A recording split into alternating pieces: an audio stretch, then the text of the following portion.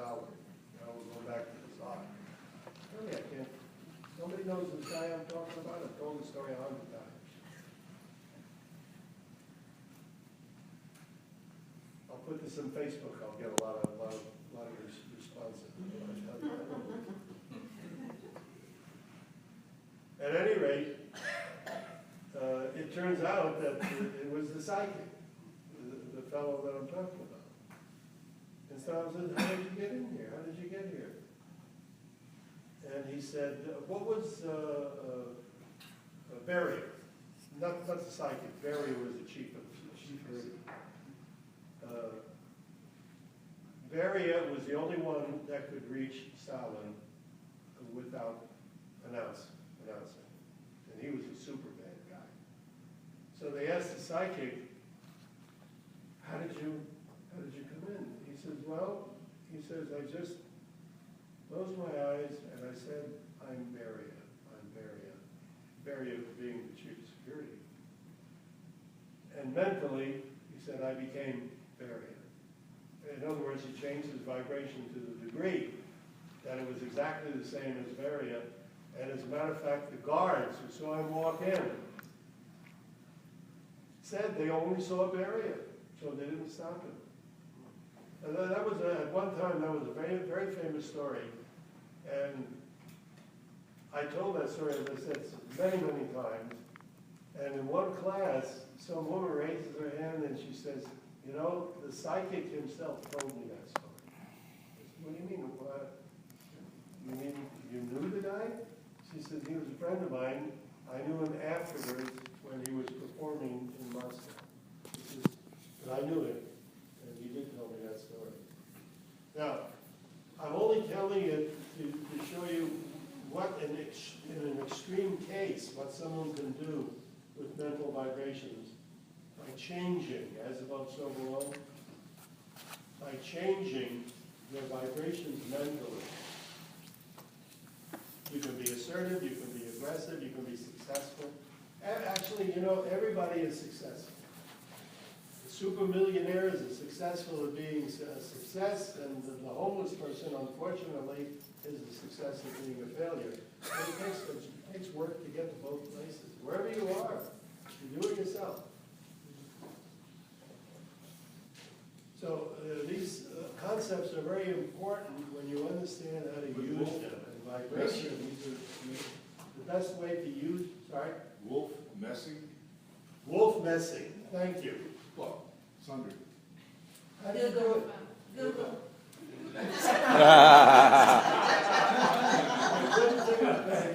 You know, I'll tell you, the world that we live in, wolf messing, that's the name of the psychic.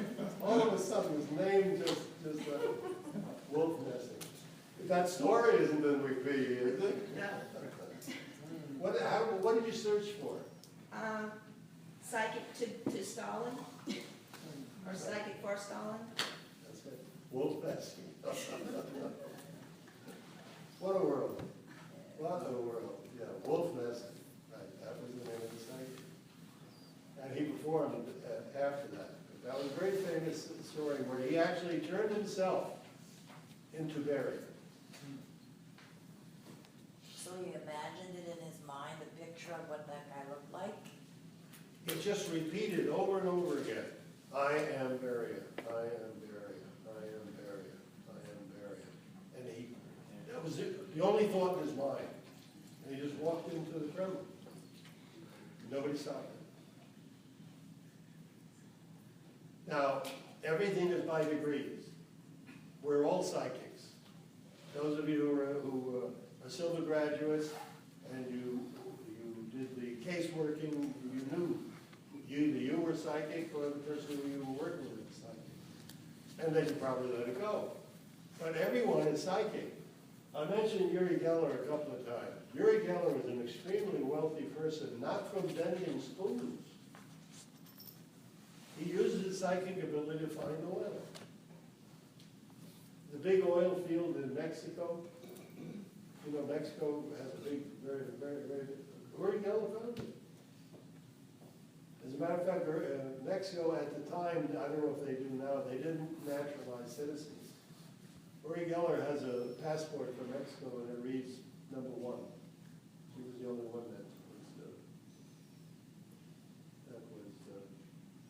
that had citizenship in both places. He's an Israeli. Lives in outside of London, a place called something on the tap. It doesn't matter where he lives. But he's made a lot of money through finding oil. They'll fly him over an area, and they'll say, go that way, and then they look at the map, and comes around there, take me up in a helicopter. And he holds his hands out until he feels it right, and then eventually, dig here, dig oil. A little more elaborate than that, but pretty much what it is. Now, we all have that ability, but like I was saying, degrees, everything is by degrees. Wolf Messing had that to a tremendous degree.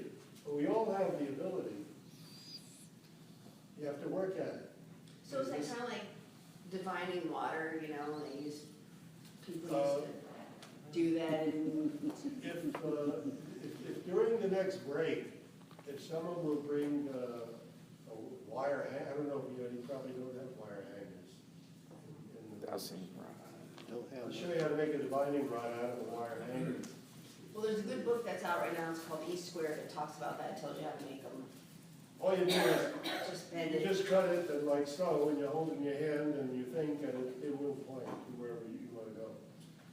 I didn't bring any because that's not what this class is all about. Once again, it's by degrees. You can do anything. Everybody has the ability to do everything. Some things take a lot of left brain acumen where you have to develop your muscles, etc. All right, let's get back to the 7 principles. The principle of vibrations, all things are in constant and never-ending motion. Whatever that motion represents will always be the manifestation. This is all you know. Will always be in the manifestation. A will always be A. If you walk around with a sourpuss mentally, you'll be a sourpuss.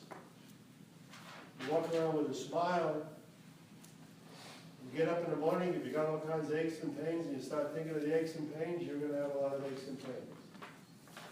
If mentally you see yourself maybe jumping around a little bit, or changing into something where you're happy, it'll change you physically. The next principle is the principle of polarity. That would be on page 22.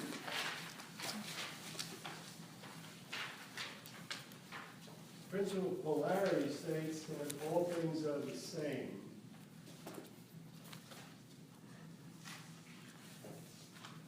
Hot and cold are the same.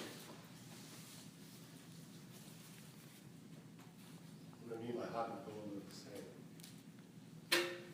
Actually, we come into vibrations again. When you change the vibrations,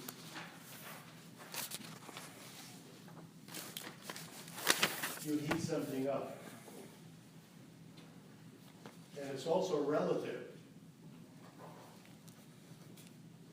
What's hot? You might say when it's 110 degrees out, that's hot. You say, okay, how about cooking me a turkey? And put it in your oven and put it at 110 degrees. No, 110 degrees, too cold. You can't cook a turkey at 110 degrees. So it's always relative. Tall and short are the same. Good and bad are the same. Love and hate are the same. Ice and steam are the same. What is ice? Frozen water. What's steam? Water. Who's had the vibration raised?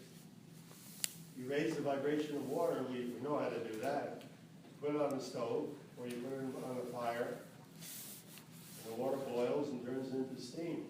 You lower the vibrations, and it turns into ice. You can polarize things by looking at the opposite. As an example, it's easy to change things when you understand what you're doing, providing it's in the same nature. You can turn fear around, but you can't turn fear into steam or ice. It sounds silly when I say it, because it's not in the nature of fear. Fear is a negative expectation. When you're afraid of something, you expect something bad to happen, right? If you expect something bad to happen, you wouldn't be afraid. So fear is a negative expectation. Faith is a positive expectation. So the opposite of fear is faith. Some people say the opposite of fear is courage. Well, that's not so. Because to be courageous, you have to be fearful. Otherwise, you just do it. There's no courage involved. You discover what the thing is and see the opposite. Now you can slide up and down the scale. If fear is a negative expectation and faith is a positive expectation, then we can change the fear by changing the expectation. In other words, don't expect something negative to happen, expect something positive to happen. And how do you expect something positive to happen? Well, wherein does the fear lie? In your mind. Once again, it's the mind. Everything is in the mind.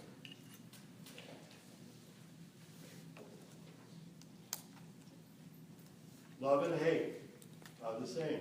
If love and hate were on a scale, love and hate is also a positive viewpoint, as I said yesterday. Here's the positive viewpoint of love. As you slide down the scale, you get into like, and then you get into neutrality, where you neither like nor dislike.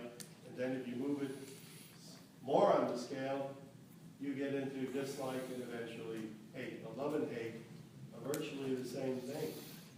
That's why love very often can turn into a violent hate. Usually it happens mentally. Something stimulates it, perhaps, on the physical level, but the problem is always mental. Any questions about any of those?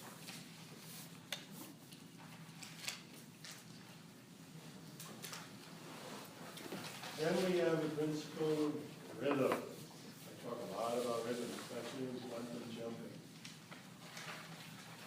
The basics of rhythm is the cycle of birth. Everything is born or begins. Everything,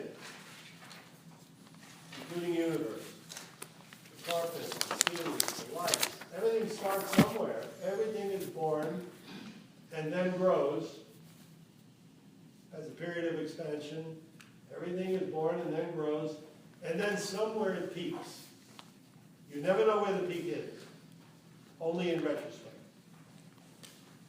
Everything is born, grows, peaks, deteriorates, and ends or dies. Whenever something dies, whenever something ends, something begins.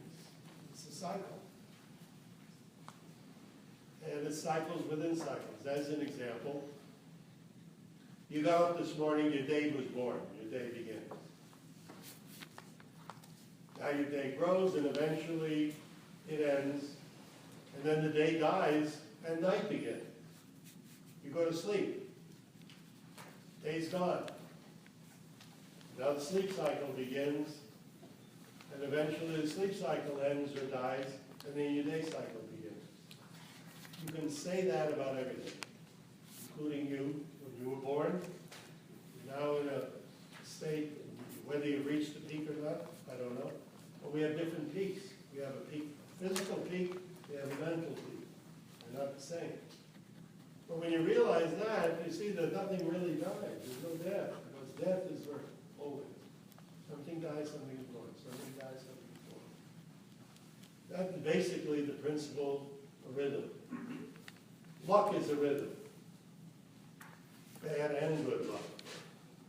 Some days you can do no wrong. Is there any way to stimulate that? Yeah, you learned it yesterday. It's called the Vada. That touching the tongue to the roof of your mouth is a stimulator of rhythm. First time I used, well, I shouldn't say the first time, but one time I used it for lights. I said, you know, there's a lot of lights going from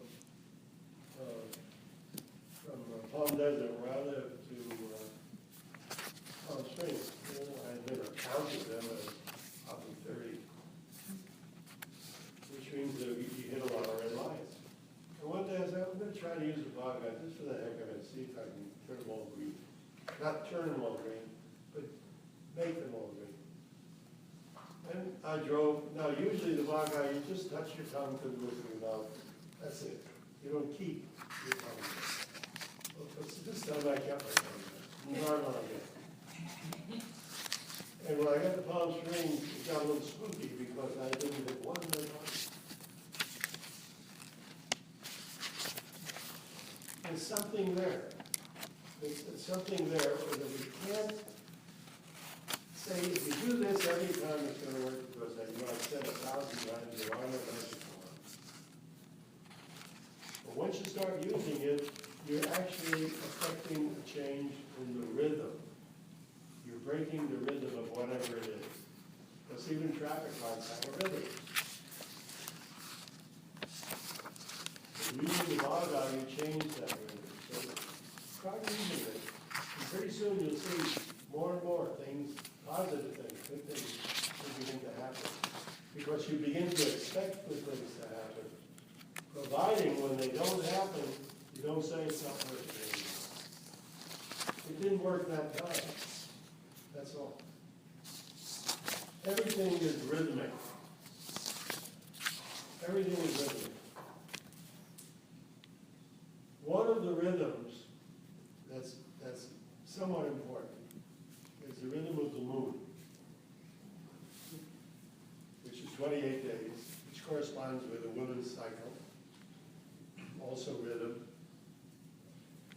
And the moon cycle is important because of the gravitational pull. Now this is the physical pull, but as above, so below. If the moon is pulling physically, it's also pulling mentally. And the strongest pull of the moon is during the period of the new moon, which I mentioned yesterday. New moon, for those of you who don't know what a new moon is, it's between the sun and the earth. There's the strongest pull. Now, when is there a new moon? It's in every newspaper. All you have to do is search new moon. Now, if you have any special programming, any special desires, any special wishes, any special tricks that you want to use to affect a change or set a goal, if you do it in the 48-hour period before the height of the new moon, you'll find it very, very effective. Why? Because most of your programming, you're sending a message out to the universe, so to speak. When you think about something, when you create a mental image, that mental image doesn't stay in your head, it leaves you. The room is filled with every person on earth, to some degree. When a psychic gets information from somebody, it's there anyway. All they're doing is opening up a channel and letting in just that one bit of information. There's a trillion bits of information. The trick is to just let in information that you want. So, the new moon has this pull, and you want to send this message out. It's almost logical that it would go out quicker and faster during the period of the new moon. Now, I'm not saying that that's the only time you should do your program. I'm saying that if something isn't working, hold off the next time and do it during that 48-hour period of the new moon. And it's always available. All you got to do is look it up on the internet when the next new moon is. The new moon can pull the ocean up to its highest degree. You can't even imagine the weight of it. Okay, then we have cause and effect. Well, cause and effect. what we've been talking about since the beginning, isn't it? Everything you are is due to some source foundation, as I mentioned yesterday. Source foundation, that $20 bill that I spoke of, or that $1 that I spoke of, that's cause. And effect is the result. There's no end to effect. When I say there's no end to effect, that $1, one of the causes was my daughter. That was my daughter, I think you all know that, who brought me this coffee. If it wasn't for that $1, I wouldn't be drinking this coffee.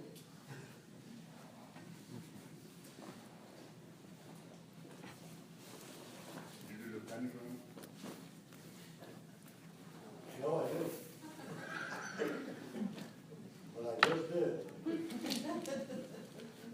Thank you. I forget too.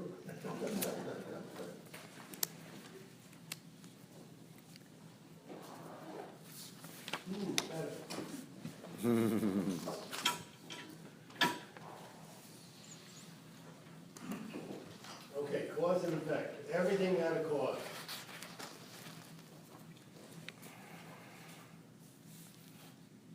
Insignificant cause. Now, here's a way to set it. I love this story. This is a story, obviously, it's made up. But in Whittier, one day, there's a caterpillar who's crawling along, minding his own business. And he comes to a leaf. And the leaf is kind of wobbly, so the caterpillar makes a right turn. And it comes to a bench, crawls up the bench. And when the caterpillar gets on the bench, a man doesn't see the caterpillar, goes down and sits down and feels squish. What the heck is this? Ew. Goop. Caterpillar goop.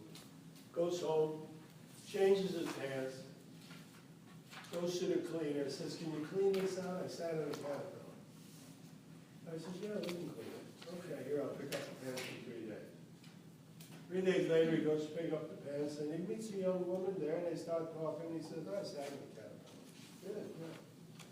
How'd that happen?" No, they get acquainted, they go out for coffee, they fall in love, they get married. They have a child very precocious, goes to law school, gets into politics, because a caterpillar met a leaf. Richard Nixon became president of the United States. Cause and effect.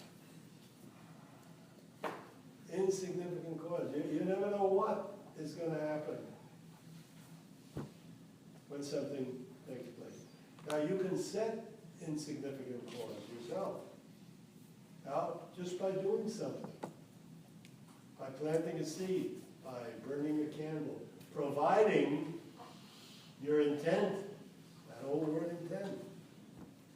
Providing your intent is that when I do this, that's going to happen. Something good's going to happen. So you're setting your own cause for a desired effect.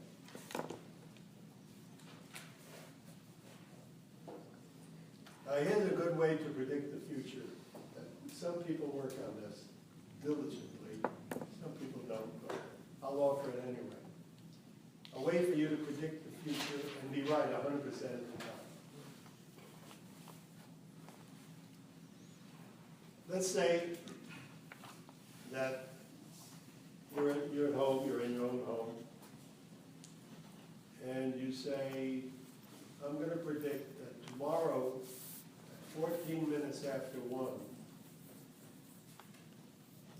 I'm going to open the door to my house and my dog will bark," or whatever. And then tomorrow, the next day when it comes around, at the specified time, you go to your door and you open up. In other words, you set up something that you're going to do, and then you do it. Now that sounds, well, what's that? That's nothing. But it is, because you have predicted the future and you've seen it come the way that it's done.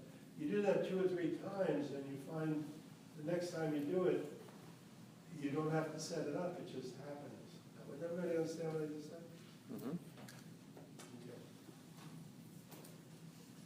Let's get into the last of the 7 big principles. And the last of them is not the least. It's the principle of gender.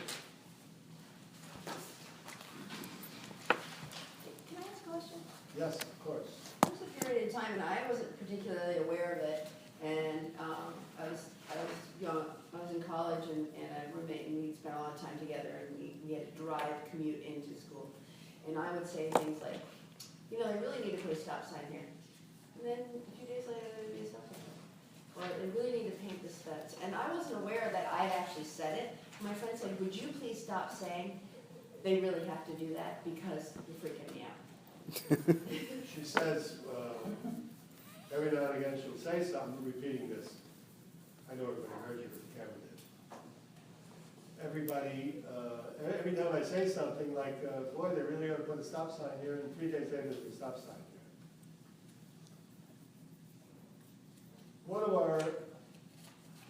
of our students of long ago, Silva, a woman named Helen Hadsell, wrote a book called The Name It and Claim It Game. And she didn't work on stop signs, she worked on contests. And for a while there, every time she entered a contest, she would win. And she even wrote a book about it, The Name It and Claim It Game, which is exactly what you're saying. Yes, and you did it without an emotion. Never think it would come to pass. But yes, you can name very often, you name something and say, yeah, I wish they had something like that, and it does come to pass. You're starting you're throwing that energy out into the universe, and every now and again, it affects the proper people.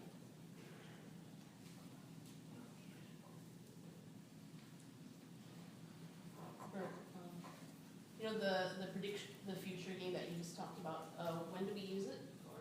Or Okay, the question is, the predict the future exercise that you just predict talked the about. future, when do you use it? Yeah, or what do we use it for? Well, you're predicting the future. You do it 2 or 3 times so that you do it. In other words, you have predicted the future. Once you do it 2 or 3 times, then you predict the future that you want.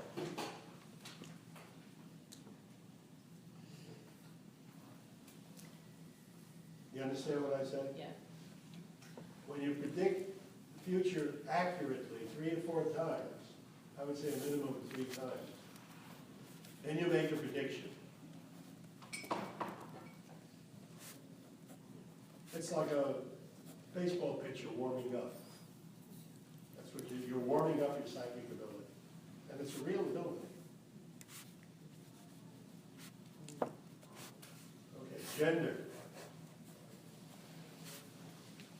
All things are affected by the masculine and feminine gender, or the positive and negative, yin and yang, some would call it. Electricity, the world wouldn't work without the principle of gender. You must have a positive, you must have a negative.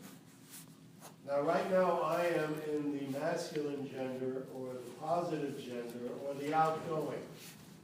Let me make it a little bit easier to say, and say that gender is outflowing and incoming. Outflowing is the masculine, incoming or receptive is the feminine. Not necessarily having to do with male and female, although male and female is manifestation on a physical level of the principle of gender. But we're talking about the principle of gender simply as an outflowing and an incoming. So I am now outflowing. I'm talking, so it's obvious. You are all in the feminine mode or receptive. If you weren't, you wouldn't hear me. Communication only takes place when the person who's talking is in the masculine. That's automatic. But if the person who's listening is also in the masculine, they don't hear each other. It's like positive, positive, negative, negative. No communication.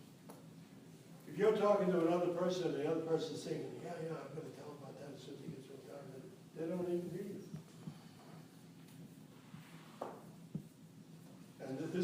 controlled. All these things can be controlled. The outgoing force, when let's say psychic, Tanya, when you were talking about sending out the message,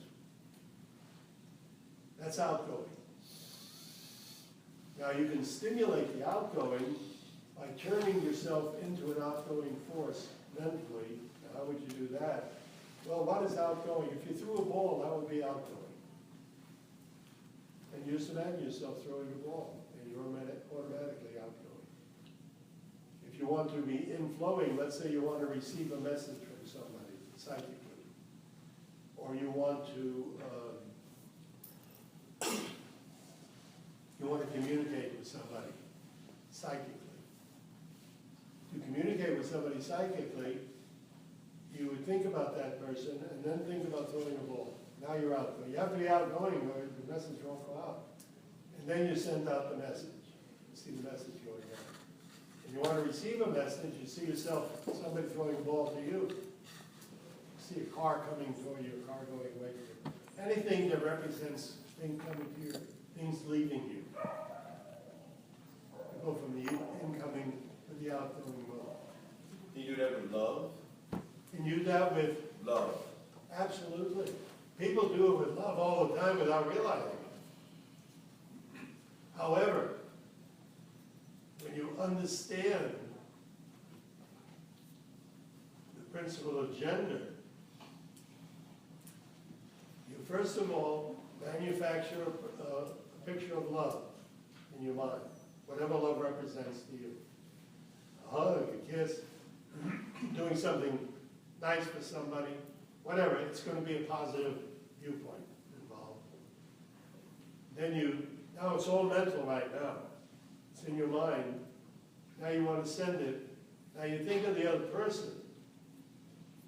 And now you change to the outgoing mode. Throw a ball to that person. Automatically you're there. And then you send the love, traveling on that same stream. It sounds childish and almost ridiculous, but these things are very effective. So what about receiving that? How do you throw it out so you think of them? How do you Okay, do now it? the other person has to have the same feeling about you. Now, if you want the other person to do it without communicating, without physically communicating with that person, you just imagine that person doing the same to you, because you can't do it.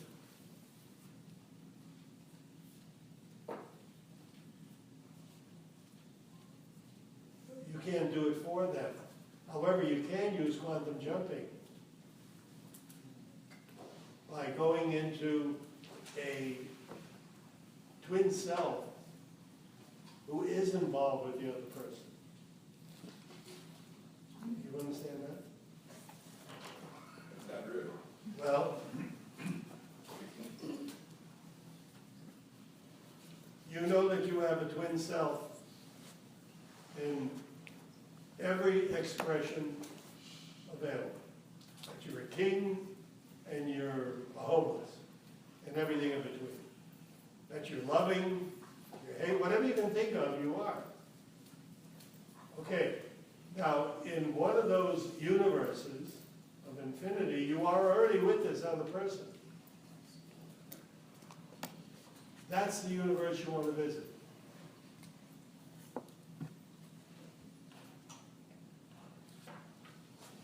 You understand that? Yes.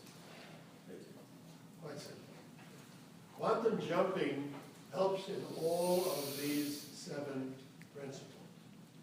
Because you can jump to any area and utilize any one of the principles.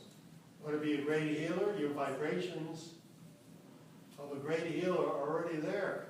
This is what I mean when I say, now you'll be able to understand it better. This is what I mean when I say, you want the rhythm of the person, that you can bring back. So let's say you want to heal somebody, you want to be a great healer. You go to a great healer that is already there. You are a great healer, one of those infinity of universes. You observe that healer healing, and then you merge with that person, And now you have the rhythm. As soon as you merge, you have the rhythm. Then you come back and you work for healing. Go ahead.